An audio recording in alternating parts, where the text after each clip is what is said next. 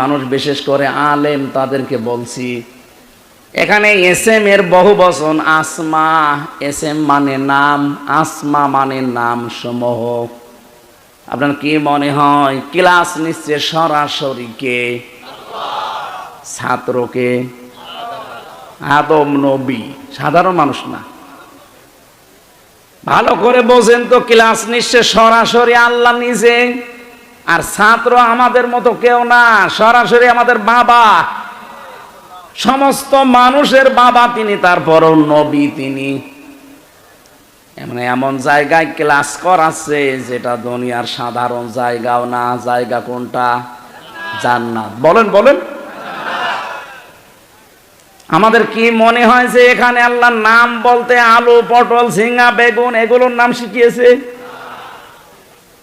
এখানে সিলেবাসভুক্ত আলেম যারা আছে জিজ্ঞাসা করেন তো, প্রত্যেকেই ও কথা বলবে, আমিও বলবো, কারণ আমি এভাবেই পড়েছি। এইটা পড়ে আমরা কামেল পাস করি, এইটা পড়ে আমরা মাস্টার শেষ করি। যে আসমা বহু বচন আল্লাহ দিয়েছেন, বিভিন্ন জিনিসের নাম শিখিয়েছেন, যে এটা পাখি, এটা গাছ, এটা আলু, বেগুন, পটল, ঝিঙ্গা না। কোনদিন চিন্তা এসেছে আপনার মাথার ভেতরে? আমি কিন্তু গবেষণামূলক কথা বলি, চিন্তা ভাবনা করে আন্দাজে কোনো কথা, গতানুগতিক কথা বলার আমার অভ্যাস নেই। আমি কেন বলবো আন্দাজে? মোসানবীর কাহিনী 2.5 ঘন্টা, আপনি কিছুই পেলেন না। 5 মিনিট শুনবেন, ওখান থেকে অন্তত 10টা শিক্ষা যেন বের হয়। ক্লাস একেবারে ক্লাসের মতো করা লাগবে। আছেন না আপনারা? কোনদিন ভাবনা চিন্তা আসে যে আল্লাহ ক্লাস করায়, নবী ক্লাস করছে, জায়গাটা জান্নাত, কত বড় গুরুত্বপূর্ণ একটা ক্লাস, ওখানে এরকম জিনিসের নাম শিখি আল্লাহ করবে কি? মুফাসসিরিনে কিরাম যত এখন আধুনিক মুফাসসির যারা চিন্তা ভাবনা করে তারা লিখছে, আল্লাহ পাক ওই জায়গায় শিখিয়েছিলেন সমস্ত ন্যায় এবং সমস্ত অন্যায়। কিয়ামত পর্যন্ত যত ন্যায় এবং অন্যায়ের আসল বিষয় ওই এক ক্লাসে আল্লাহ সব আদমকে শিখিয়ে দিয়েছেন। প্রশ্ন আসতে পারে, তাহলে আমরা ওই ক্লাসে আমরা ছিলাম না, কিন্তু আমরা তার সন্তান। আদমের পৃষ্ঠদেশ থেকে যখন আমাদেরকে আল্লাহ বের করেন, ওয়াইদা খাযা রাব্বুকা মিন বানি আদামা মিন যুহুরিহিম যুররিয়াতাহুম ওয়া আশহাদাহুম ইলা আখিরি আয়া। আল্লাহ পাক বলেন, আমি আদমের পৃষ্ঠদেশ থেকে পৃথিবীর যত মানুষ কিয়ামত পর্যন্ত আসবে সবাইকে এক টানে বের করেছিলাম, যেটা আলমে আরো বলা হয় রুহের জগৎ। ওই একদিন ওনার পৃষ্ঠদেশ থেকে আমাদেরকে আল্লাহ বের করলেন। ওনাকে যেহেতু আল্লাহ ক্লাস করিয়ে একদিনে যত ন্যায় এবং অন্যায় বিষয়গুলো জানিয়ে দিয়েছেন, আমরা লেখাপড়া যদি নাও করি, কোনটা ন্যায় কোনটা অন্যায় ওই ক্লাসের মাধ্যমে আদম আলাইহিস সালামের কাছ থেকে বাবা হিসাবে সন্তানে আমরা পেয়ে গেছি। আপনি দেখবেন লেখাপড়া জানে না, তারপরেও ন্যায় এটা এটা অন্যায়ও কিন্তু জানে, মানতে পারে না হয়তো তার বিবেক বা তার ইমানের কারণে, কিন্তু লোকটা জানে যে এটা ন্যায় না অন্যায়। আপনি কোন দিন শিখেছিলেন এটা? ওই যে একেবারে ওই জায়গা থেকে চলে আসতেছে বাবার কাছ থেকে।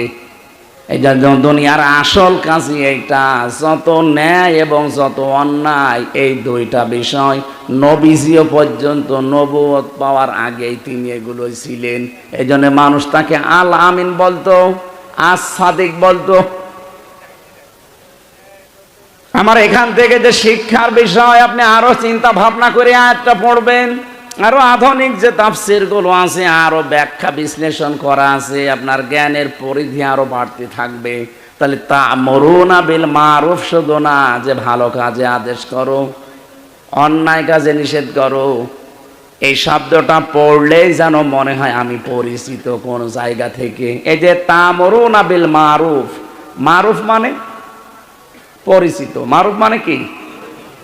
এই শব্দটা উরফুন থেকে এসেছে, আইন রফা আরাফা। এটা আরাফাতের ময়দান বলা হয় কেন? কারণ ওই ময়দানে আদম আর হাওয়া পরিচিত হয়েছিলেন। তাহলে দুনিয়ার যত ভালো কাজ যত ন্যায় কাজ এটার সাথে আমরা আগেই পরিচিত, যত অন্যায় কাজ বাধা দেওয়া লাগবে এটার সাথে আমরা আগেই পরিচিত। এটা আমাদেরকে দুনিয়ায় এসে আল্লাহ পরিচয় করাননি, এটা আমরা জন্মগতভাবেই পরিচিত। হযরতে আদম নবীকে আল্লাহ ক্লাসে যেহেতু এটা শিখিয়ে তার সম্মানটা বাড়িয়ে দিয়েছেন, এই জন্য দুনিয়াতে যারা জ্ঞান অর্জন করতে থাকবে তাদের মর্যাদা আল্লাহ দিনের পর দিন বাড়াতেই থাকবে।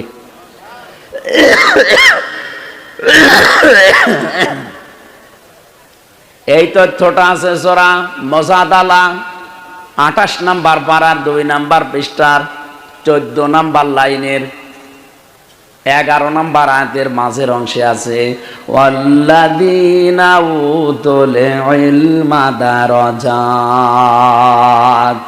তোমাদের ভেতরে যারা জ্ঞান অর্জন করবে, এলেম পাবে, দিনের পর দিন আমি আল্লাহ তাদের মর্যাদা বাড়াতেই থাকবো। শুধু বাড়াবো না, দারাজাত বহু বচন। যারা এলেম পাবে তাদের মর্যাদা বাড়তে থাকবে। প্রশ্ন আসতে পারে, কত জ্ঞানী মানুষকে আল্লাহ এখন মানুষকে দিয়ে অপমান করাচ্ছে। হ্যাঁ, জ্ঞান অর্জন করলেই হবে না, জ্ঞান অনুযায়ী আমল থাকা লাগবে।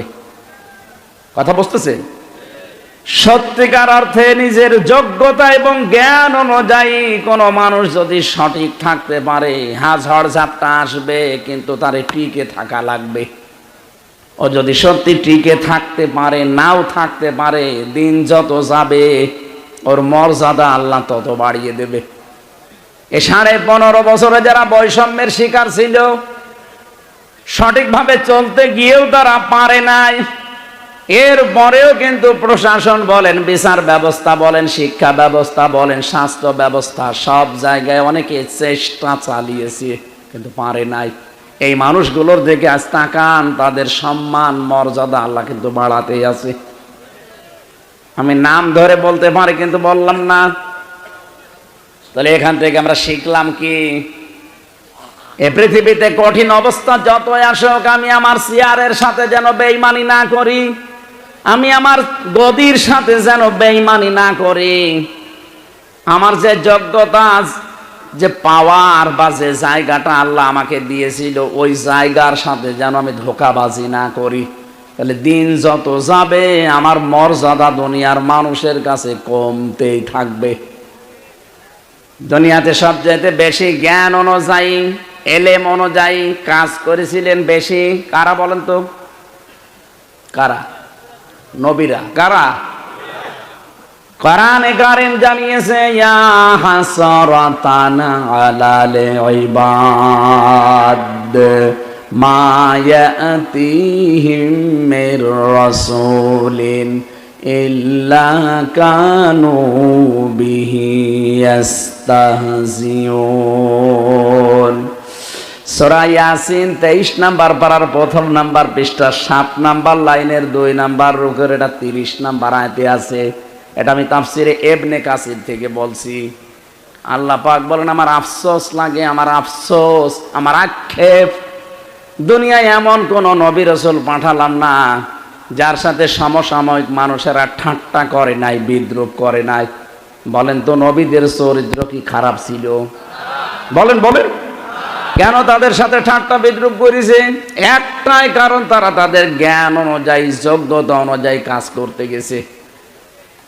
আজ দুনিয়াতে সত্যি যারা ওই যে আদম নবীর পাওয়া থেকে যে জ্ঞান, পরিচিত জ্ঞান, এই জ্ঞানের উপরে সত্যি যারা আমাজ টিকে থাকতে চাবে, আমল করতে চাবে, কাজ করতে চাবে, দেখবেন তাদের মর্যাদা সম্মান নিয়ে অনেকে টানাটানি করবে। কিন্তু তাদের ভেতরে মহাব্বত সৃষ্টির ভেতরে আল্লাহ নিজে তৈরি করে দেবে। আমি আল্লামা সাঈদীর নাম বলছি, বহু চেষ্টা চালিয়েছে তাকে কালার করার জন্যে, কিছু শয়তান লোক ছাড়া সবাই তাকে ভালোবাসে। মাঝে মাঝে আমি দেখতাম জেল থেকে যখন নিয়েছি, তো আমার আগে থাকতো উনি পিছন ভ্যানে, 1-1.5 কিলোমিটার 2 কিলোমিটার মানুষ দৌড়াতো, মহিলারা, হুজুর কোনো ভয় নেই, আপনার আফসোস করবেন না, ও জালেমদের কোনো কথা আমরা বিশ্বাস করি না। অথচ পুলিশ পেছনে পেছনে আছে, পুলিশের ভয় থাকার পরও তারা নির্দ্বিধায় আমাদেরকে শোনাতো, কোনো চিন্তা নেই। ওই যে ফাঁকা দিয়ে একটু মুখ বের করলে দেখতাম মহিলারা কিছু দৌড়াচ্ছে, চিনি না জানি না, অথচ ওর ভেতরে মহাব্বত তৈরি করে দিয়েছে আল্লাহ আমার জন্য। কে? ইন্নাল্লাযীনা আমানু ওয়া আমিলুস সালিহাতি সায়াজআলু লাহুমুর রাহমানু ওয়াদ্দা। সূরা মারিয়াম 96 নম্বর আয়াত, 16 নম্বর পারার 11 নম্বর পৃষ্ঠার প্রথম নাম্বার লাইনে আছে।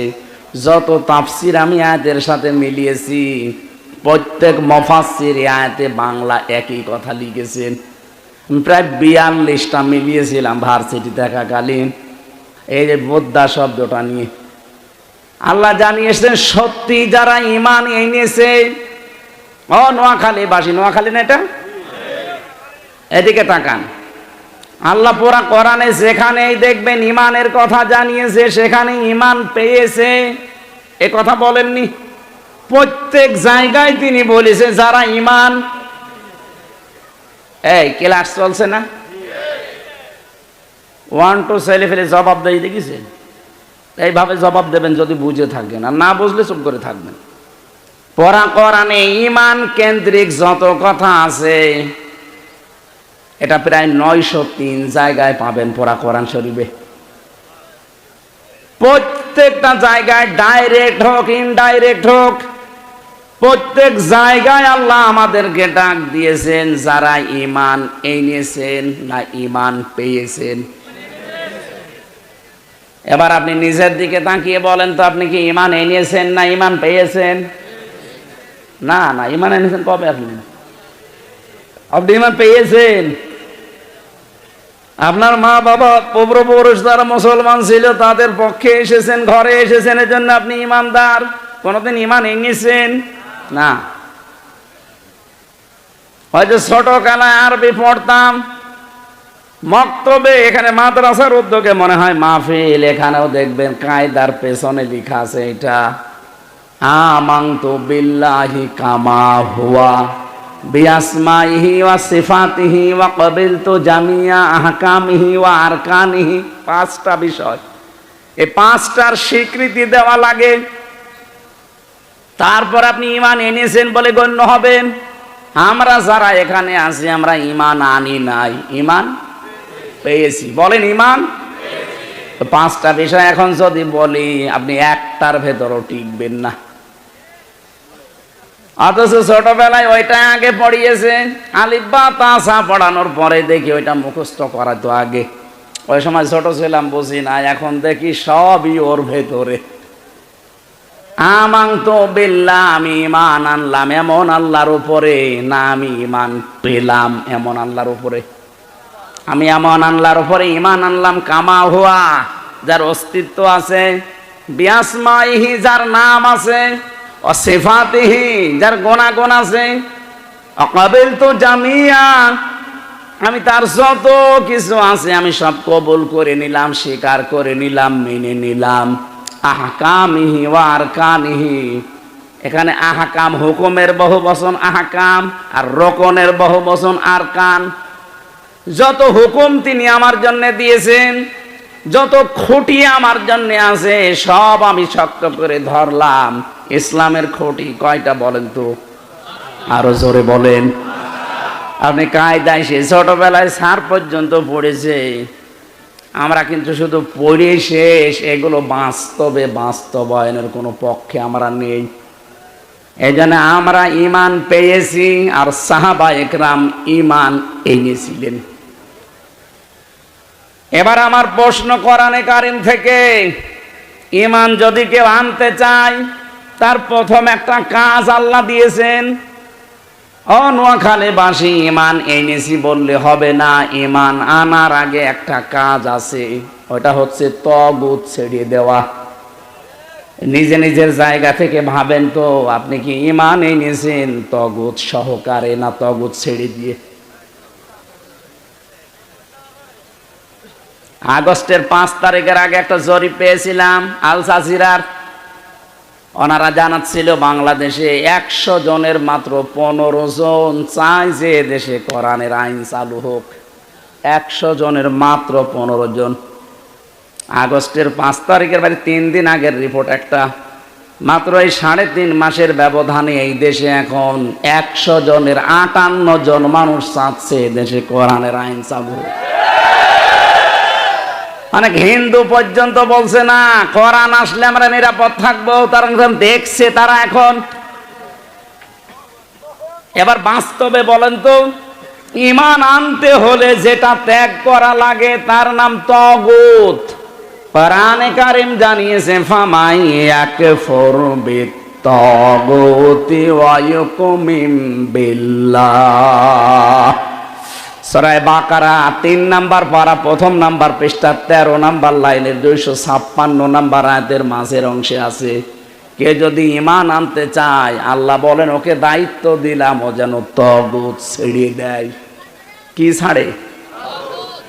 তাগুত ছেড়ে দিয়ে যদি ঈমানের দাবি করে ফাকাদ ইসতামসাকা বিল উরওয়াতিল ওয়াসকা, সে এমন একটা মজবুত খুঁটি, একটা রশি ধারণ করবে, লাং ফিসাম আলাহা, জীবনও ছেড়ে যাবে না।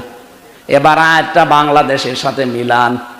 এদেশে যারা তাগুত ছেড়ে দিয়ে ঈমান আনে তাদেরকে আপনি যতই জুলুম অত্যাচার করেন তার ঈমান থেকে টলাতে পারবেন না। এই কথা বলছেন না কেন? ডক্টর শফিকুল ইসলাম মাসুদ আমার আগের রিমান্ডে ছিল, যে অফিসার তাকে পিটিয়েছে সে নিজে আমাকেও নিয়ে গিয়েছিল ওই ঘরে, বলছে এখানে মাসুদকে আমরা একেবারে ফুটবলের মতো লাথি দিয়েছি। 7-8 জন মিলে এই ঘরের ভেতরে তার চোখ বেঁধে এমন ভাবে লাথি দিয়েছি, ফুটবলকে যেভাবে মানুষ 4-5 জন মিলে মারে ওইভাবে মারিয়েছি। এত অত্যাচার জুলুম গেল। দেলাওয়ার ভাইয়ের কথাও বলছিল যে দেলাওয়ারকে আমরা এই তার গরম করে লজ্জাস্থানে ঢুকিয়েছি। ওরা ঈমান এনেছিল তাগুত ছেড়ে দিয়ে, এজন্য টলাতে পারেনি। 57 দিন রিমান্ড দিয়েছে। বাংলাদেশের ইতিহাসে এই বেশি। এত কিছু করার পরও তার ঈমান থেকে মানুষ টলাতে পারেনি। অথচ এই দেশে 15.5 বছরে কত বড় বড় ইমাম সাহেব পর্যন্ত ঈমান হারিয়ে ফেলেছে, কারণ তারা ঈমান এনেছে তাগুত ছেড়ে না দিয়ে। জাতীয় মসজিদের ইমাম পর্যন্ত পালিয়ে গেছে, ঈমানই ছিল না অথচ ইমামতি করতো। এই কথা বলছে না কেন? আরে ভাই, ঈমান আনতে হলে আগে তাগুত ছেড়ে দেওয়া লাগবে। সে নিজে নৌকা মার্কা নিয়ে দাঁড়াইতো, তার ঈমান থাকে কি করে? আমি তো বাস্তব কথা বলছি। আপনি একটা কথা কেউ পাশ কাটিয়ে যেতে পারবেন না। বলেন তো, যে লোকটা নৌকা মার্কা নিয়ে দাঁড়াতে পারে ওর ঈমান আনা হয়েছে? এত বড় একটা জালেমা মহিলাকে সে নাম দিয়ে দিল কওমি জননী। আমার সাথে 76 জন আলেম ছিল জেলখানায়, ওরা সবাই ওই দিন সি সি আস্তাগফিরুল্লাহ করল কি এই কথা বলে বদদোয়া করছিল যে লোকটা আমাদেরকে ডুবিয়ে দিল একেবারে। নিজের একটা স্বার্থের কারণে জাতীয় মসজিদের ইমাম হওয়ার জন্যে আপনি জালেমা মহিলাকে নিজেও জানেন যে জুলুম করছে, আপনি নিজেও জানেন যে এই লোকটার কারণেই ইলিয়াস আলীর মেয়ে বুকের ভেতরে নিয়ে যেভাবে মায়া কান্না করছিল, তখনও জানতো যে ইলিয়াস আলী বেঁচে আছে। আমি আয়না ঘরে ছিলাম 10 দিন, প্রথম ওই মিনিটাই, বড়টাই না, মাঝে মাঝে দেখতাম পিটা তো মানুষকে রাতের বেলা, কান্নার আওয়াজ এত বেশি আসতো, তো এক সময় তো এক জায়গায় করে দিত। বলতাম কি? বলছে আমাকে খুব পিটিয়েছে। বললাম এই জায়গার ছাড়া আরো গুরুত্বপূর্ণ কোনো জায়গা? হ্যাঁ, এছাড়া বড় জায়গাও আছে, আমাদেরটা তো ছোট। অথচ 2 বছর 5 বছর 7 বছর পরে আছে, কেউ জানে না দুনিয়ায়। এইটাই যদি এত কঠিন হয়, বিগ যেটা বড় যেটা আয়না ঘর, সেটা শুনতাম নাকি ওইটার সাথে ভারতের মাটির নিচ দিয়ে সুড়ঙ্গ পথ করা আছে। বেশি ঝামেলা করবা তোমারে কিন্তু মাছের খাবার বানিয়ে দেব, এই কথা বলতো। ইনি না, এনার কলিগরা। আমারে রিমান্ডে 10 দিন একই কথা বলেছে, যা বলতে বলছে এটা যদি না বলেন তাহলে আপনার বউ তুলে নিয়ে আসবো। এই দেখেন কোরআন শরীফ আমার সামনে এই কথা আমারে বলেছিল যে আপনার বউ তুলে নিয়ে আসবো। তখন আমার ম্যাডামেরও বাচ্চাটার মাত্র 7 মাস বয়স। ওই অবস্থায় ওর শরীরে চলে না, আর তুলে নিয়ে আসতো। আমি জানি আমি যদি না বলতে চাইতাম ওর তো চরিত্র নেই, ওরা ঠিক তুলে নিয়ে আসতো। রাত 12টা 1টার দিকে হঠাৎ করে এসে 4-5 জন মুখ বাঁধা, এই রেডি হন। কি রেডি হবে? তোমার নিয়ে যাব। মানে মনে হচ্ছে ছেড়ে দেবে। চোখ মুখ বেঁধে গাড়ির ভেতরে নিয়ে খালি ঘোরায়, কোথায় কোথায় নিয়ে যায় কেউ তো জানে না। হঠাৎ রাত 2টা-3টার দিকে দেখবেন গাজীপুর জঙ্গলে অথবা ওই যে টাঙ্গাইল মধুপুর জঙ্গলে, কি এখানে কি দৌড় দেন, ছেড়ে দিলাম। যেই দৌড়াবেন পেছন দিক থেকে গুলি করে বলবে ক্রস ফায়ারে মরে গেছে। এই চলছিল দেশে, আমি নিজে তো দেখেছি, এই চলছিল। ওই সময় আমার মনে হচ্ছিল ইলিয়াস আলী বেশি আছে, কিন্তু ওনারে মনে হয় এই যে 23-এর দিকে মেরে ফেলিস। অথচ মায়া কান্না করছিল না তার মেয়েটাকে বুকের ভেতরে নিয়ে, যে তোমার বাবাকে যদি বেশি থাকে আমি বের করে দেব। আরে আপনি জানেন তো বেশি আছে, ওই সময় বের করে দিলেই তো ওগুলার এতিম হয় না।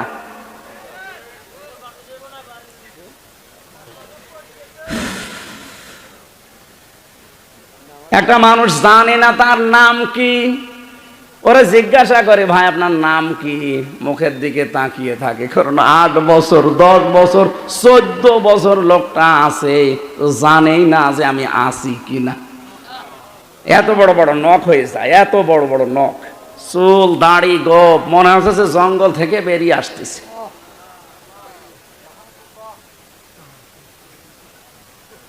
কেউ কেউ দেখতাম নখ দিয়ে ওই যে দেওয়ালের সাথে খুশিয়ে খুশিয়ে ভাঙ্গা ভাঙ্গা অক্ষরে লিখে রাখত, ভাই যদি বাইরে যেতে পারেন এই নাম্বারটা জানাবেন যে আমি বেঁচে আছি।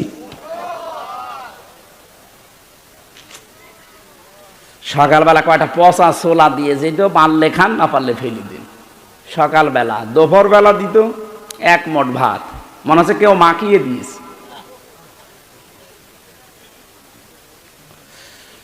মুফতি ফখরুল ভাই নোয়াখালীর সন্তান, এই যে হাতিয়ায় বাড়ি, আমার সাথে ছেলে ছিল শেষে 3 বছর। আমারে মাঝে মাঝে দেখতাম এবার 60 পাট হয়ে শুয়ে আছে, হাত পা ছেড়ে দিয়ে। এমনি তো এদিকে 3.5 হাত, এদিকে 1.5 হাত, এতটুকু ঘর। কি হয়েছে ভাই এইভাবে থাকেন? যে হামজা তুমি তো জানো না আমারে কি করেছিল, আমারে নিয়ে পায়ের ভেতর দিয়ে ভাবে হাত দিয়েছে। সামনে যে লোহার ব্যারিকেড দেওয়া, ওর সাথে হাত লাগিয়ে তালা লাগিয়ে দিয়েছে। আরে 1 মিনিট 5 মিনিট 10 মিনিট না, বছরের পর বছর ওইভাবে আমি বসে আছি। 1-1.5 মিনিট সময় দিত টয়লেট করার জন্য, 1-1.5 মিনিট। বলেন তো একটা মানুষ এভাবে কয়দিন থাকতে পারবেন আপনি? আর এখনো পর্যন্ত দেখি অনেকে জালেমের পক্ষে সাফাই গায়, স্ট্যাটাস দেয় যে কি করেছে বুবু আমার পালিয়ে যাওয়া লাগলো। তোমার সাথে তো করেনি, তোমার বাবারে যদি 14 বছর আটকিয়ে রাখতো আয়না ঘরে, তখন টের পেতি।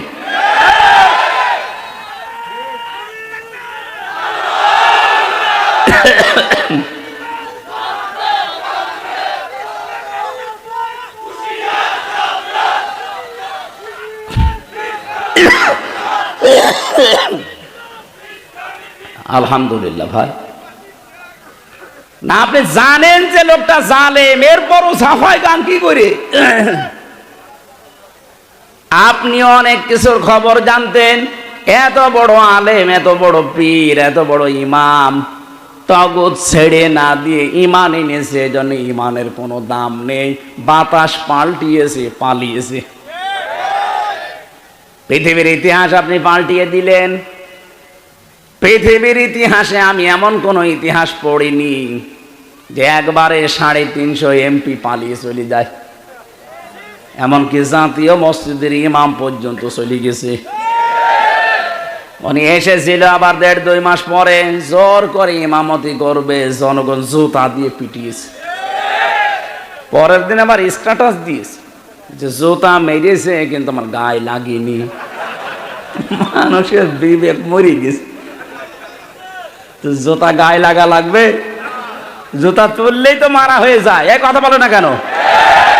এই জন্য ঈমান আনার আগে যে কাজটা, এটা যদি আপনি না করেন, দেখতে মনে হবে যে জান্নাত থেকে পালিয়ে এসেছেন, কিন্তু আপনার ঈমান টিকিয়ে রাখতে পারবেন না। আমি আশা করছি কথা বুঝেছে। কি কথা বলে না কেন? জালেমদের বাড়ি ঘরগুলো আমাদের জন্য আল্লাহ নিদর্শন বানিয়েছেন। সূরা নমল 20 নাম্বার 19 নাম্বার পারা 20 নাম্বার পৃষ্ঠা 7 নাম্বার লাইনের 52 নাম্বার আয়াত। এটা বাড়ি যে আমার প্রত্যেকের মনে হয় পড়া দরকার একবার করে। আল্লাহ রাব্বুল আলামিন বলেন, ফাতিলকা বুয়ুতুহুম খাবিয়াতাম বিমা যালামু। এখানে যারা আরবি গ্রামার বোঝে, আলেম যারা, তাদেরকে বলছি, দেখেন তো আল্লাহ যেন এইভাবে আঙ্গুল দিয়ে দেখিয়েছেন, ফাতিলকা বুয়ুতুহুম, বাইতুন না, বুয়ুত বহু বচন, হোম জমির।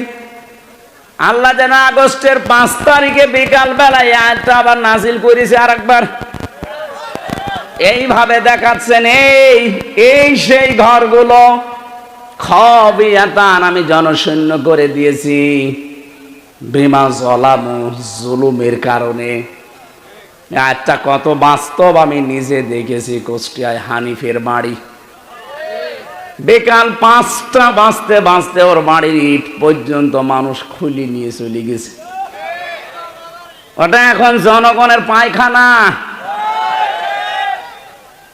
আল্লাহ বলেন, বিমা যালামু, এদের জুলুমের কারণে আমি আল্লাহ ওদের বাড়ি ঘর পর্যন্ত অভিশপ্ত করে দিয়েছি। আমি একটা চিন্তা করেছিলাম যে এত বড় একটা নেতা, কাওয়া কাকুর পরে তার স্থান ছিল। কি হানিফের নাম শোনেননি? তার বাড়ি এখন যান, পায়খানার প্যান পর্যন্ত খুলি নিয়ে চলে গেছে।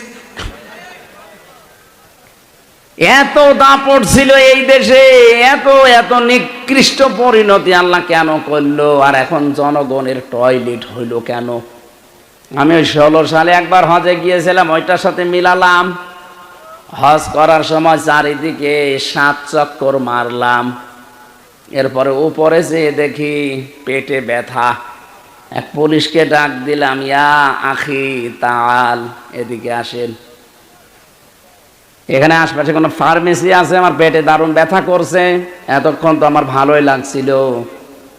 পুলিশ আমারে বলছে, ইয়া হাজিউল হুজ্জাত আইনা বিলাদুকা, ও হাজি, দেশ কোথায়? যে তুমি বাংলাদেশ, বাংলাদেশ থেকে এসেছি। ওর ভাষা দিয়ে আমারে বলছে, হাজি আপনি জানেন না এটা কোন জায়গা? না তো। আবু জাহেলের বাড়ি। আপনি এখনো পায়খানা না করে দাঁড়িয়ে আছেন, তাড়াতাড়ি করেন।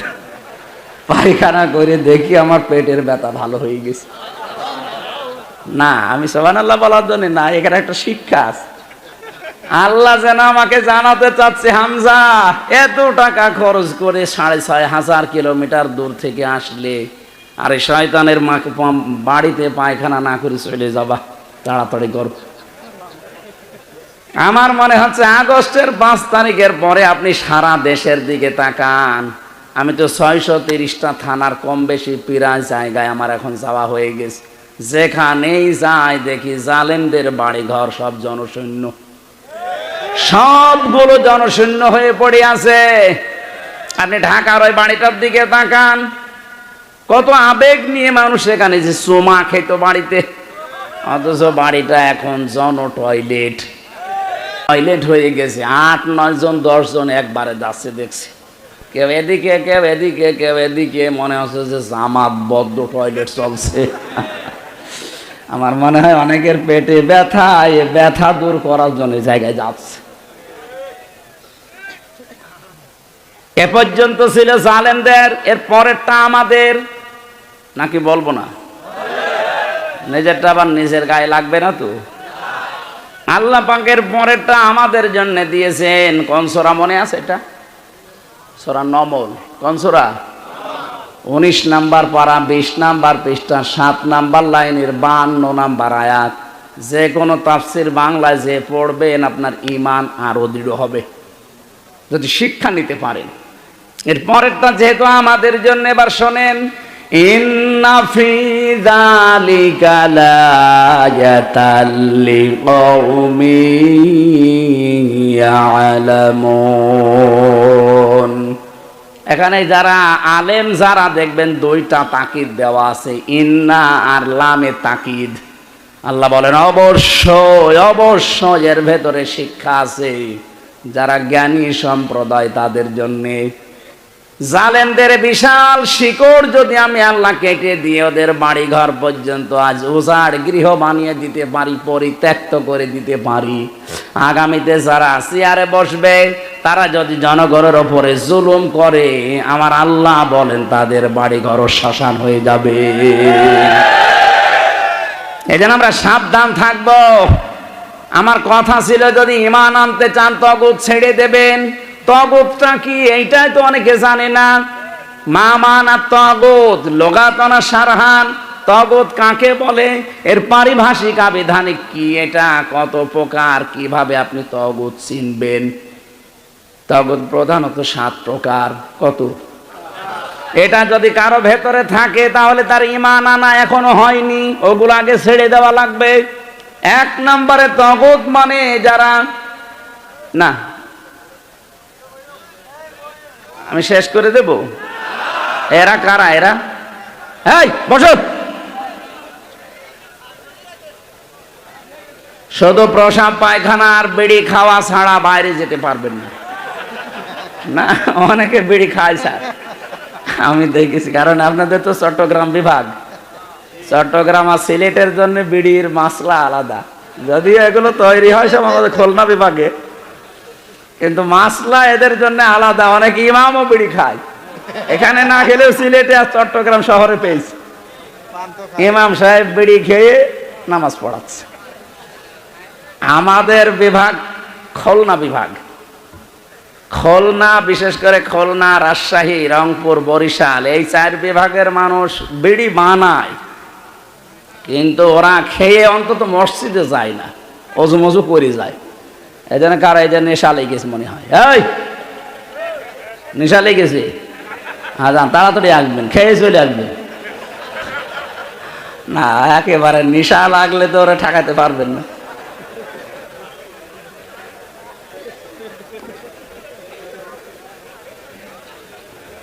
তাগুত চেনার উপায় বলছিলাম। প্রথম হচ্ছে তাগুত তারা যারা অহংকারী। কারো ভেতরে যদি অহংকার থাকে বুঝবেন ওর ঈমান আনা হয়নি। এই কথা বোঝেন? শয়তান ছিল তাগুত, সে ছিল অহংকারী। আনা খায়রুম মিনহু খলাকতানি মিন নার ওয়া খলাকতাহু মিন তিন। আল্লাহ বলেছিলেন সেজদা দাও, ও বলেছিল না আমাকে তুমি আগুন দিয়ে বানিয়েছো, এটা মাটি দিয়ে বানিয়েছো। এটা আমিত্ব প্রকাশ করা, নিজে অহংকার করা, একের ছাড়া অন্যকে নিজে ভালো মনে করা, এটা হচ্ছে শয়তানের স্বভাব। যাদের ভেতরে এই দোষ আছে বুঝবেন আপনি আর মানুষ নেই, আপনি শয়তান হয়ে গেছেন। কথা বুঝতেছেন? 2 নম্বরে যারা অশ্লীলতা ছড়ায়, নিজেদের গোপন অঙ্গগুলো যারা সৃষ্টি জগৎকে দেখিয়ে আরো শান্তি পায়, বুঝবেন ওটা একেবারে টাটকা নির্ভেজাল শয়তান। এই বাংলাদেশে বহু মানুষ আছে যেটা নিজেকে দেখানো দরকার, নিজে ঢেকে রাখা দরকার, ওইটা আরো মানুষকে উন্মুক্ত করে দেখায়। কত মানুষ আছে নিজের বউ যদি সুন্দর হয় ও আর দিশাই পায় না, করবে কি, আরো পার্লারে ভালো করে সাজায়, মোটর সাইকেলের পেছনে নিয়ে বাজারে ঘোরে আর মানুষকে দেখায় যে জিনিস আমার আছে। তো জিনিস আছে, আমি কি করব? এটা লজ্জা থাকা দরকার না? আপনার স্ত্রীর সৌন্দর্য আপনার জন্যে, ওটা মানুষকে বিলিয়ে দেখানোর জন্য না। এটা যদি দেখানোর সম্পদ হতো, আমাদের আদম নবী আলাইহিস সালাম তার স্ত্রী এই পৃথিবীতে বিশ্ব সুন্দরী ছিল 1 নম্বরে, হযরতে হাওয়া আলাইহিস সালাম। তার চেহারার কাটিং আল্লাহ নিজের হাত দিয়ে বানিয়েছিলেন। এত সুন্দর করে পৃথিবীতে কোনো মহিলাকে আল্লাহ বানাননি, কিয়ামত পর্যন্ত বানাবেও না। কিভাবে বানিয়েছিলেন হযরতে আদম, আমি তাফসিরে পড়েছি, উনি ঘুম থেকে উঠে দেখলেন ডান দিকে বসে আছে হযরতে হাওয়া। উনি দেখলেন, দেখার পরে ধরতে গেলেন। আল্লাহ পাক বলেন দেখাও যাবে না, ধরাও যাবে না। হযরতে আদম বলেছিলেন আল্লাহ দেখা যাবে, ধরা যাবে, কোন কায়দা আছে সেটা বলেন। বিয়ে করা লাগবে, আমি রাজি আছি। যে রাজি হলে হবে না, দেন মোহর দেওয়া লাগবে। তাহলে এখান থেকে মাসলা বের হয়, বিয়ে করতে হলে দেন মোহর শর্ত। সে একেবারে প্রথম দিন থেকে চলে আসতেছে, ওয়াতুহুন্না উজুরাহুন্না ফারিদা, দেন মোহর দেওয়া নফল না ফরজ? যারা বিয়ে করেছেন দিয়েছেন, যদি বাকি থাকে মরণের আগে দিয়ে দেবেন। ওই মরে গেলে তখন আমি যে বলবো যে দেন মোহর বাকি আছে, ও মহিলা মাফ করে দিও, জীবনও মাফ হবে না। আর মেয়েরা যদি কোনো জিনিস পায় ও যে মাফ করে, আমার মনে হয় না। কারণ আমার ম্যাডামকে আমি দেখেছি 200 টাকা যদি ধার করি 10 বার দেওয়ার পর শোধ হয় না। যখনই মনে হয় বলে এই টাকা আরে কয়বার দেব, 500 টাকা নিয়ে তো 10 বার দেওয়া হয়ে গেছে, তারপরে মনে হলেই টাকা চাই। আর আপনার দেন মোহর মাফ করে দিয়েছে, পুরা বাদ পারি। ও যদি লজ্জার খাতিরে বলেও থাকে বাসর ঘরে মাফ হয়নি, ওটা দেওয়া লাগবে। আর আল্লাহ ফরজ করেছে, ওটা বউ মাফ করার কে? কি দেন মোহর ফরজ করেছে কে? আল্লাহ। এখন যদি শাহাবুদ্দিন সাহেব আমারে বলো হুজুর জেলখাটা মানুষ আপনি, আমি একটা সারা জীবন নামাজ কালাম পড়ছে, আপনি তো মুসাফির মানুষ, মাজলুম মানুষ, আপনার দোয়া কবুল হয়, আপনি এক কাজ করেন, আপনি আমার মাফ করে দেন, আমি আজকে থেকে আর নামাজ কালাম পড়বো না। আমি যদি বলি ঠিক আছে মাফ করে দিলাম, হবে? নামাজকে আমি দিয়েছি? কে দিয়েছে? নামাজও আল্লাহ দিয়েছে, উনি মাফ করা লাগবে। দেন মোহরও আল্লাহ দিয়েছে, উনি মাফ করা লাগবে। আপনি মাফ করছেন কোন কারণে? আর আমি জানি বললাম না মেয়েরা জীবনও মাফ করবে না, ও লজ্জার খাতিরে বাসর ঘরে কিছু বলতে পারে না, এই জন্য বলে ঠিক আছে যা। যখনই মনে হবে আমার ম্যাডামের মতো যদি 1 টাকা 10 বার চাই, ও দেন মোহর মনে হয় 10 বার নেওয়ার জিনিস হলে 10 বারই চাইছে। আশা করছি যারা দেননি এই কয়েক টাকা, এখন যদিও অনেকে লোক দেখানোর জন্য অনেক বেশি করে, এটা ঠিক না। সমর্থ অনুযায়ী করবেন, এটা দিয়ে দেওয়া লাগবে। হযরতে আদম বলেছিলেন মাবুদ দেন মোহর দেওয়ার আমার কিছু নেই। আল্লাহ বলেন আমি একটা আমার শেষ নবী মুহাম্মদুর রাসূলুল্লাহর নামে 10 বার দরুদ শরীফ পড়ো, ওইটাই দেন মোহর হয়ে যাবে। আমার মনে হয় এইরকম শরীয়ত যদি এখন থাকতো, যে দেন মোহর শুধু দরুদ শরীফ পড়লেই শোধ, এক একজন 50টা করে বিয়ে করত। দেন মোহর বাকি আছে, দিয়ে দেবেন তো ইনশাল্লাহ। আর একটা মাসলা বলি আজকে থেকে, নোয়াখালী আলেমদের জেলা, সারা বাংলাদেশ জানে নোয়াখালী কুমিল্লা এই 2টা আলেমদের জেলা। এখান থেকে শরীয়ত যেন অন্তত কার্যকারী ভূমিকা পালন করে। শরীয়তে আছে বিয়ে করলে দেন মোহর দেওয়া লাগবে যেমন ফরজ, অলিমা করা লাগবে এটা সুন্নাত।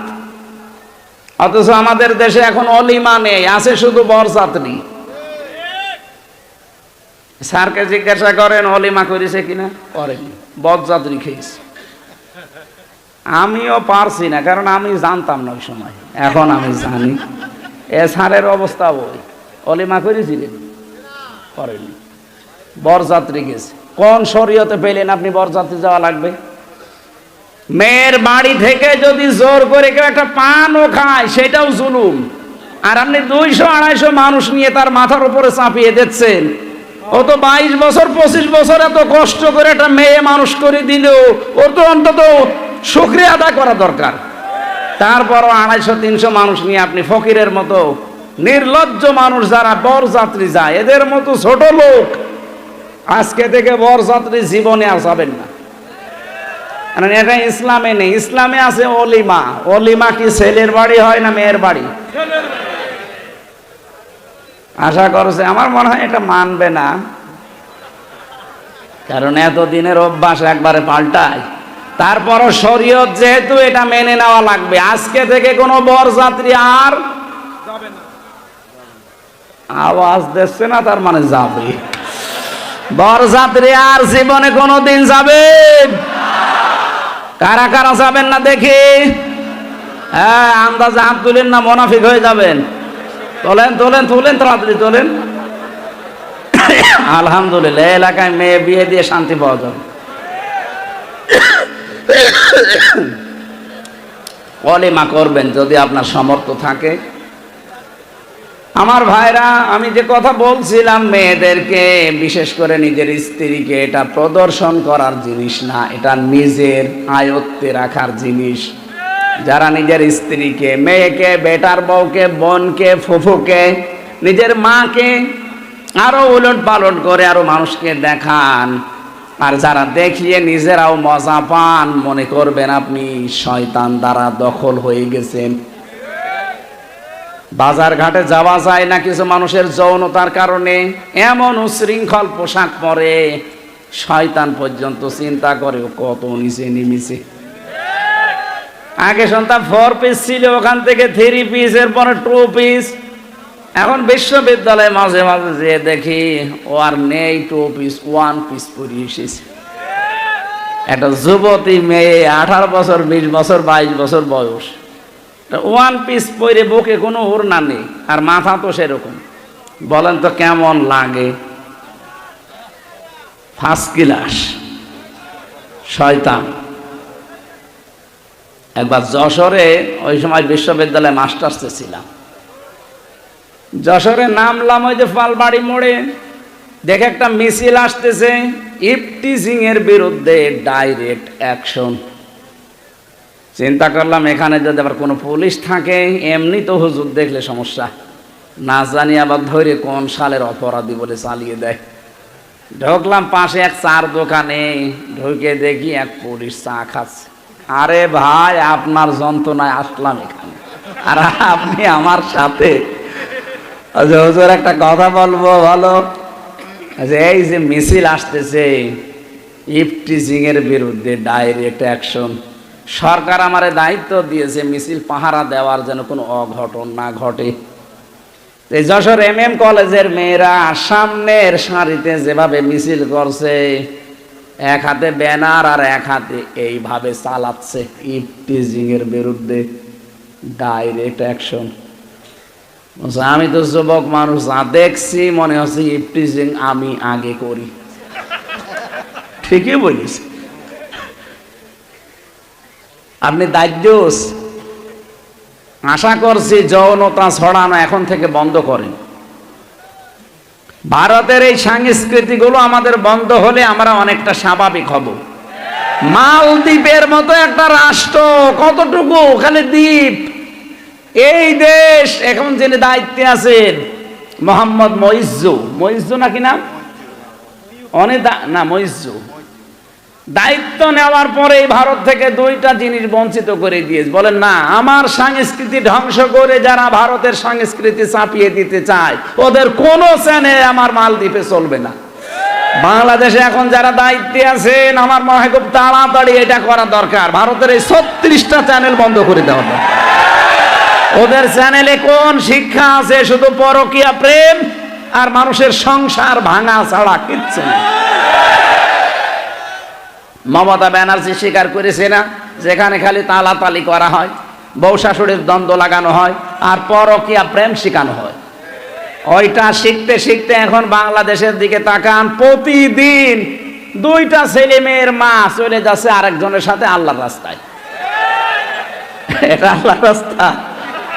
কুষ্টিয়ায় আর 7 দিনের ভেতরে আমি এই যে দেখছি প্রায় 11 থেকে 12 জন মহিলা, একটা ছেলে আছে, মেয়ে আছে, স্বামী বাদ দিয়ে চলে এসেছে আর একজনের কাছে, না আমি অনশন করব, আমার বিয়ে করা লাগবে। আমি সব আপনাকে দিয়ে দিয়েছি, এখন পুলিশই কি করবে? ওকে ধরে রাখার জিনিস। পরকীয়া প্রেম যারা করছে, একটা সংসার ভাঙার, পৃথিবী ভাঙা সমান। বিশেষ করে ভাবির সাথে, আর প্রতিবেশীর স্ত্রীর সাথে, আর বিবাহিত মেয়েদের সাথে। এই লাইনে যারা আছেন এক্ষুনি তওবা করা লাগবে। আপনি এমনিতেই যদি অবিবাহিত কোনো মেয়ে পছন্দ হয় বিয়ে করতে পারেন, এতিম অসহায় সমর্থ থাকলে বিয়ে করে ফেলেন। অথবা কোনো মহিলা যদি বিধবা হয়, স্বামী পরিত্যক্তা হয়, স্বামী মরে গেছে, স্বামী পরিত্যক্তা, এরকম মহিলা যদি অসহায় পান, সমর্থ থাকলে বিয়ে করে নেবেন। কিন্তু লাইন করা যাবে না। যারা এই লাইন করে করে একেবারে সব কিছু শেষ করে দিয়ে এখন আপনি আস্তাগফিরুল্লাহ পড়ছেন ওই ওসির মতো, হবে? আর এটা থেকে মুক্তি পাওয়ার জন্য দুইটা ঔষধ আছে। আপনাদের সময় বেশি হয়ে গেল মনে হয়, রাত তো হয়ে গেছে। কোরআনে কারিমের সূরা নূর 18 নাম্বার পারা 12 নাম্বার পৃষ্ঠা 8 নাম্বার লাইনের 30 নাম্বার আয়াতটা বাড়ি যেয়ে পড়বেন। দুইটা ঔষধ আল্লাহ দিয়েছেন। নিজের স্ত্রী যাদের ভালো লাগে না, অন্যের বউ দেখলে আকর্ষণ হয়, ভালো লাগে, তাদের জন্যে মাত্র 15 দিন পর্যন্ত একটু মেনে চলেন, দেখবেন আপনার মনের পরিবর্তন হয়ে গেছে।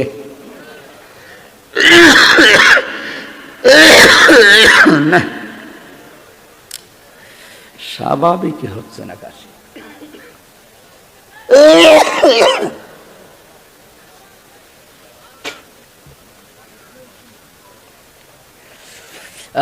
সুবহানাল্লাহ। একটু চা দেখি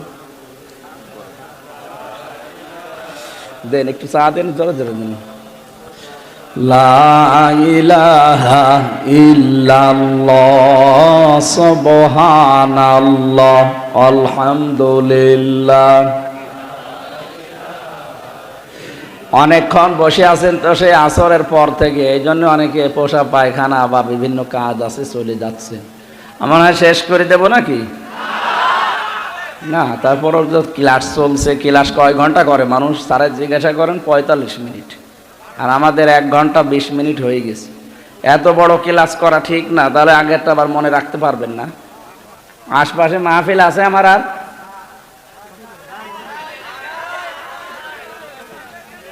আশপাশে থাকলে দরকার হয় সেদিন বলতাম এর পরের অংশগুলো। আমারও তো আবার বেশি থাকা লাগবে, খাওয়া হয়নি এখনো। আমি তো না খেয়ে চলে আসলাম, একটু তো রাত্রে শেষ করি। আপনারা এসে তো আধা ঘন্টা লস হয়ে গেল। দেন, আরে চা দিতে কিয়ামত হয়ে যাচ্ছে, কি করে? ও বা, চা আনতে গেছে, ও আমার খাওয়া হয়ে গেছে। সুবহানাল্লাহ আলহামদুলিল্লাহ লা ইলাহা ইল্লাল্লাহ সুবহানাল্লাহ।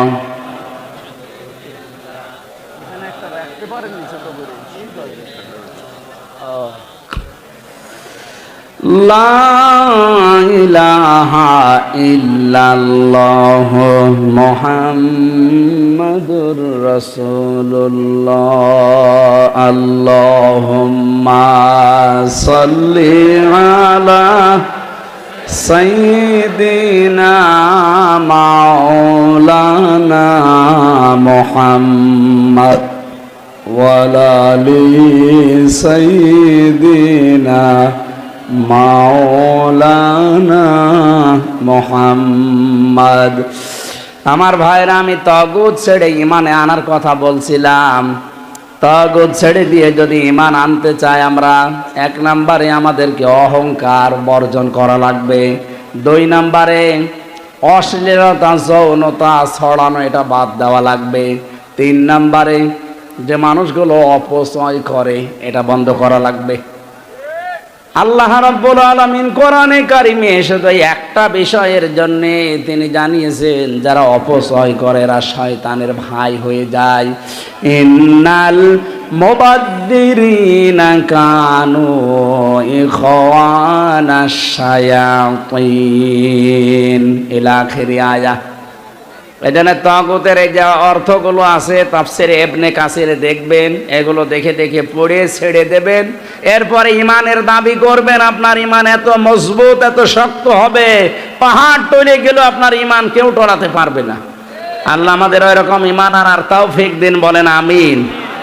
কোরআনে কারিমের আজকের তেলাওয়াতকৃত আয়াতের সাবজেক্ট ছিল আল্লাহ আছে কাদের সাথে। এটা আমরা চাই না জানতে। 5টা কাজ দুনিয়ায় যারা করতে পারবে আল্লাহ বলেন আমি তাদের সাথে আছি। ওয়াকাল আল্লাহু ইন্নী মাআকুম, অবশ্যই আমি আল্লাহ তোমাদের সঙ্গে আছি, মানে আমার রহমত তোমাদের সাথে আছে। যদি 5টা কাজ দুনিয়ায় কেউ নির্দ্বিধায় করতে পারে, লাইন আকামতুমুস সালাত, যারা নামাজ কায়েমের জন্য চেষ্টা চালাবে, এটা রাষ্ট্রের ব্যাপার। কার ব্যাপার? এটা ওয়াজ করে হয় না, যেহেতু রাষ্ট্রের ব্যাপার, এজন্য এমন একটা রাষ্ট্র তৈরি করার জন্য চেষ্টা চালাতে হবে যেখানে নামাজ কায়েমের বিধান আসবে। 2 নম্বরে আতাইতুমুজ যাকাত, যারা সম্পদ থাকলে যাকাত দিয়ে দেবে, এটাও রাষ্ট্রের ব্যাপার। এটা শুধু ব্যক্তিগতভাবে দিলে আর তো ব্যক্তিগতভাবে বেশি যাবেন, কিন্তু এটা ব্যাপার রাষ্ট্রের। ওয়া আমানতুম বিরুসুলি, 3 নম্বরে রাসূলের উপরে ঈমান আনা। প্রশ্ন আসতে পারে এখন যে রাসূল কই? রাসূল নেই, রাসূলের নায়েব আছে, উত্তরাধিকারী। তাদেরকে বিশ্বাস করা লাগবে এবং আজ্জার তমহম, সাহায্য করা লাগবে এই বিধানগুলো জারি করার জন্য। ওয়া আকরাতুমুল্লাহ আকরাদান হাসানা। 4 নম্বরে এই মানুষগুলোকে আল্লাহকে ঋণ দেওয়া লাগবে, উত্তম ঋণ। আমার প্রশ্ন হচ্ছে, আল্লাহ কি গরিব যে তাকে ঋণ দেওয়া লাগবে? আল্লাহর বান্দাদের ভেতরে বহু মানুষ এমন গরিব আছে না যে ঋণ নিতে চায়? উত্তম ঋণ তাকে দেওয়া লাগবে, তাহলে দান করার চাইতে ডবল সওয়াব পাওয়া যাবে। আল্লাহ রাব্বুল আলামিন এরপরে জানিয়েছেন লাউ কাফিরান্না আনকুম সাজ্জিয়াতিকুম, এগুলো যদি সত্যিই কেউ করতে পারে তার জীবনের অপরাধগুলো ঢেকে দেব। ওয়ালা উদখিলান্নাকুম জান্নাত, প্রবেশ করাবো আমার এমন একটা জান্নাতে তাজরি মিন তাহতিহাল আনহার, যার তলদেশ দিয়ে নদী আর নহর প্রবাহমান। ফামান কাফারা বাদা যালিকা মিনকুম, এ বক্তব্য শোনার পর কেউ যদি মুখ ফিরিয়ে চলে যায়, ফাকাদ দাল্লা সাওয়া সাবিল, সে যেন হেদায়েতের পথ থেকে বহু দূরে চলে গেল। আল্লাহ আমাদেরকে যেন হেফাজত করেন, তাকে সঙ্গে রাখার জন্য এই 5টা কাজ দুনিয়া আঞ্জাম দেওয়ার তৌফিক দিন। না, আমি আলেমদের সাথে যারাই যোগে যোগে বিয়াদবি করেছে প্রত্যেকটাকে আল্লাহ কিছু না কিছু দেখিয়েছে। ঐশী ছিল আমাদের পাশের জেলে, ওই যে বাবা আমাকে জবাই করেছিল, ঐশীর বাবাও তো পুলিশ। হাজার হাজার আলেমের উস্তাজ জনায়েদ, আল্লামা জনায়েদ বাবু নগরী রহমতুল্লাহ আলাইহি, লোকটা মারা গেছে। আমি জেলে থাকতে উনি মারা গেছে। ওনারে দাঁড়ি ধরে উল্টা পাল্টা কথা বলেছি যে তোমার আল্লাহকে ডাকো, কি করতে পারে দেখবো। উনি বলেছিল যে আমাকে গালি দেন, নবীর সুন্নাত নিয়ে এরকম উল্টা পাল্টা করবেন না, আল্লাহ কিন্তু আপনাকে সত্যি ছাড়বে না। ছাড়িয়েছে না, মেয়ের হাতে জবাই করিয়েছে। আলহামদুলিল্লাহ বলার দরকার নেই, কিন্তু কাজটা কত নিকৃষ্ট বলেন তো। নিজের সন্তান জন্ম দিয়ে তার হাতে জবাই হওয়া লাগে, পৃথিবীর ইতিহাস পাল্টিয়ে দিয়েছে। এই জন্য আশা করছি আলেমদের সাথে, সত্যিকার যারা আলেম, আলেম নামে জালেম যেগুলো এই ফরিদউদ্দিন মাসুদের মতো এরকম না, সত্যিকারের আলেম যারা, যারা জ্ঞানের ওপরে আমল করতে গিয়ে দুনিয়ায় জুলুম নির্যাতন স্টিম রোলার শিকার হয়, এ মানুষগুলোর সাথে বিয়াদবি করবেন। মন থেকে কিছু বললে মজলুম অবস্থায় কিন্তু আরো সে চলে যাবে।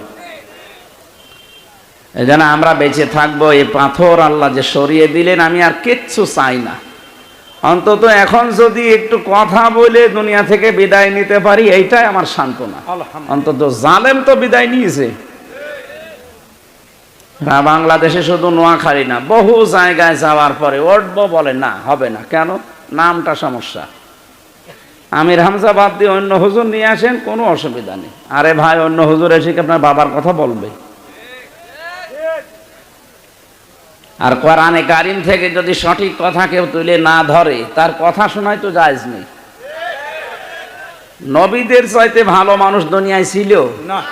নবীকে পর্যন্ত আল্লাহ ধমক দিয়েছেন, ইয়া আইয়ুহার রাসূল বাল্লিগ মা উনজিলা ইলাইকা মির রাব্বিক, হে রাসূল, আপনাকে আমি যেটা দিলাম এটা যদি প্রচার না করেন, এটা যদি তাবলীগ না করেন, এটা মানুষকে যদি না শোনান, তাহলে রেসালাতের যে বিশাল দায়িত্ব দিয়ে পাঠালাম, আপনি ওটা পালনই করেননি। পালন না, পালনই হসাই আছে সে।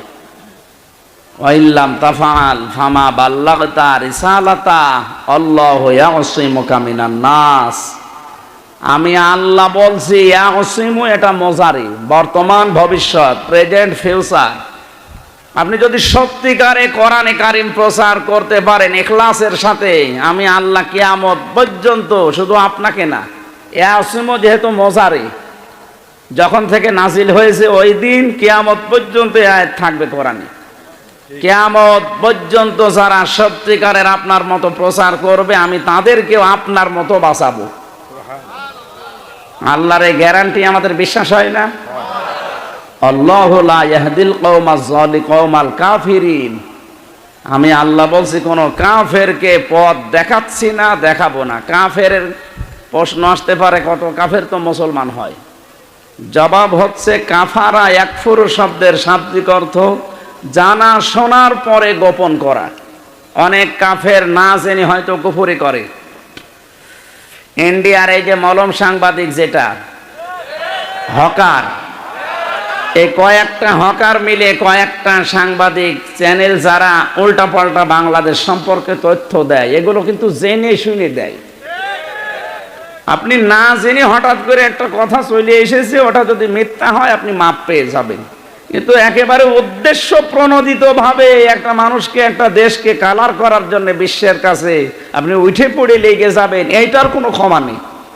আর এইরকম মানুষকে আল্লাহর পথ দেখায় না। কথা বুঝতেছেন?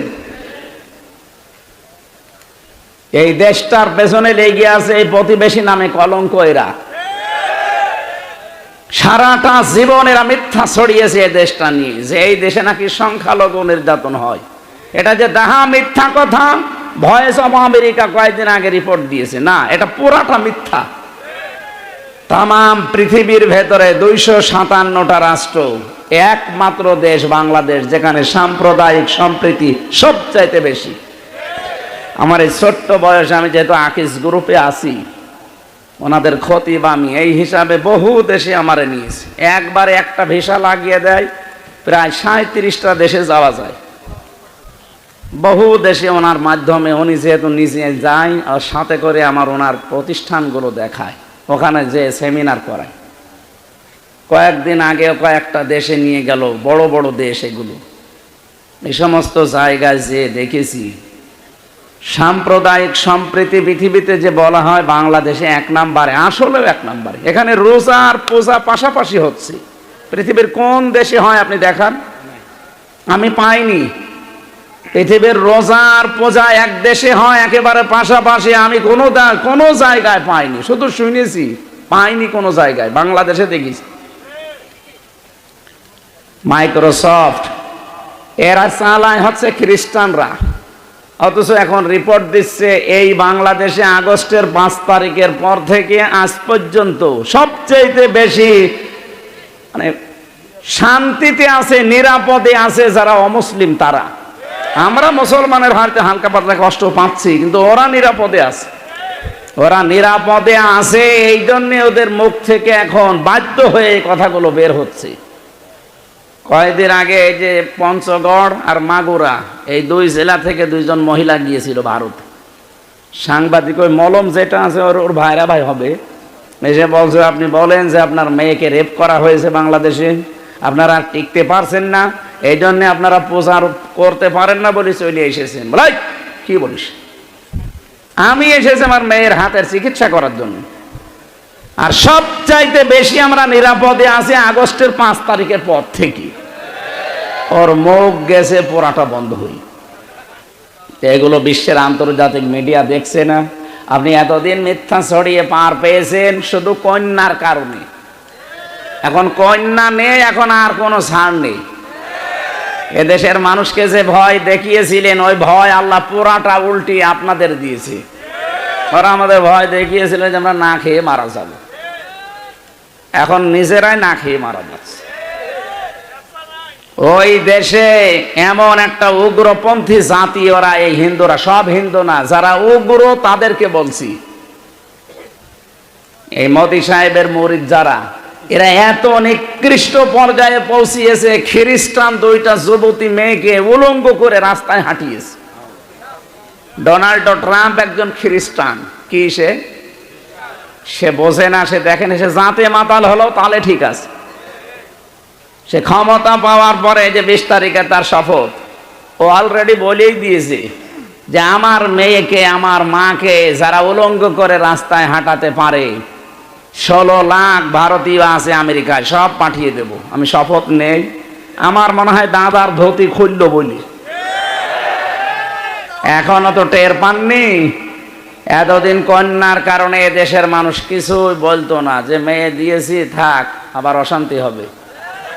এখন কন্যা চলে গেছে জীবনের মতো, আমাদের আর অশান্তির কোনো ভাবনা চিন্তা নেই। যা করবেন মেয়ের নিয়ে করেন গা। এই কথা বলেন না কেন? এই বিশাল পাথর যিনি সরালেন তাকে বলেন আলহামদুলিল্লাহ। সহ প্রত্যেকে ব্যস্ত এবং একটা নির্ধারিত সময় থাকে। এটা মাদ্রাসার মাহফিল, তো যিনি দিয়েছেন তিনি একাই পারেন, তারপরও আপনাদেরকে একটু শরিক রাখতে চান। 5টা মিনিট সময় চাচ্ছে উনি, যে 5 মিনিট ওনার লোকজন যাবে, আপনার সমর্থ মতো যা পারেন যেন শরিক থাকবেন, 2 টাকা হলেও দিয়ে দেবেন। কই লোকজন নেই আপনার? দ্রুত দ্রুত এই ছেলে, একটু তাড়াতাড়ি করো, তাড়াতাড়ি করো, তাড়াতাড়ি করো। দ্রুত। যারা আছে ব্যাস গলায় দেওয়া দেখবেন, ব্যাস আছে ওদের কাছে দিয়ে দিন। আমি জেলখানায় নারী পুরুষের দাম্পত্য কলহ নিয়ে বই লিখেছিলাম। এটা আমার মনে হয় এখানে পাওয়া যায়, যদি পান আপনারা নিয়ে বউকে মেয়েকে পড়াবেন, কাজে লাগবে। দাম্পত্য জীবনের কলহ এবং তার সমাধান কি, কোরআন আর হাদিস। হাতের বামে আছে, হাতের বামে এই জায়গায়, এই সাদা গাড়িতে আছে। ওই যে সাদা গাড়ি দেখা যাচ্ছে ওখানে আছে, যাওয়ার সময় নেই। বসেন বসেন, বেশি বেশি করে দান করেন, দোয়া হবে, বসেন। টাকার কথা বললে মানুষের হুজুর ওয়াজ করে মরে যা।